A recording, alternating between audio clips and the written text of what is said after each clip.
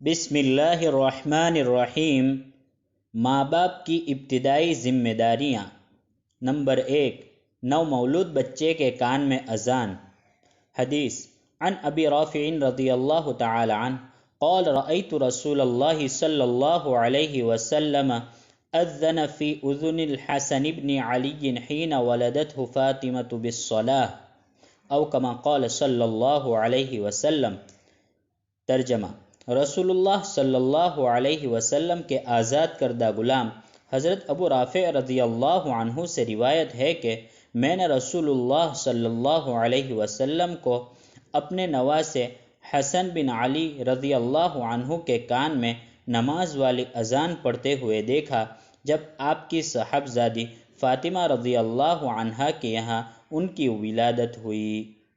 یہ حدیث جامع ترمذی اور سنن ابی داؤد میں موجود ہے۔ تشریح: حضرت ابو رافع رضی اللہ عنہ کی اس حدیث میں حضرت حسن رضی اللہ عنہ کے کان میں صرف اذان پڑھنے کا ذکر ہے،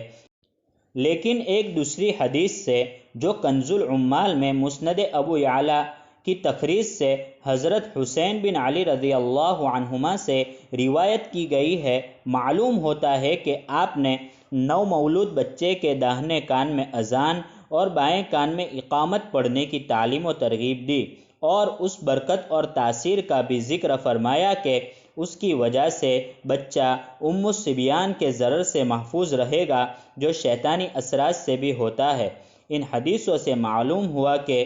نو مولود بچے کا پہلا حق گھر والوں پر یہ ہے کہ سب سے پہلے اس کے کانوں کو اور کانوں کے ذریعے اس کے دل و دماغ کو اللہ کے نام اور اللہ کی توحید اور ایمان و نماز کی دعوت و پکار سے آشنا کرے، اور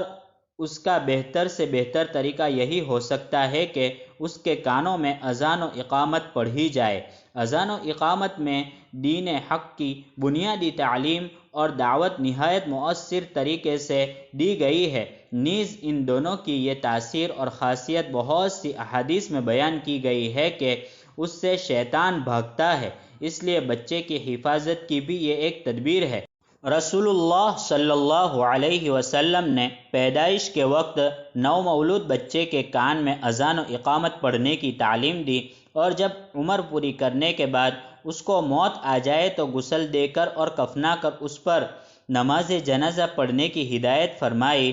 اس طرح یہ بتلا دیا اور جتلا دیا کہ مومن کی زندگی اذان اور نماز کے درمیان کی زندگی ہے، اور وہ بس اس طرح گزرنی چاہیے جس طرح اذان کے بعد نماز کے انتظار اور اس کی تیاری میں گزرتی ہے۔ نیز یہ ہے کہ مسلمان بچے کا پہلا حق یہ ہے کہ پیدائش کے ساتھ ہی اس کے کان میں اذان دی جائے، اور آخری حق یہ ہے کہ اس پر نماز جنازہ پڑھی جائے۔ اللہ تبارک و تعالی ہم سب کو عمل کی توفیق عطا فرمائے۔ وآخر دعوانا ان الحمد للہ رب العالمین۔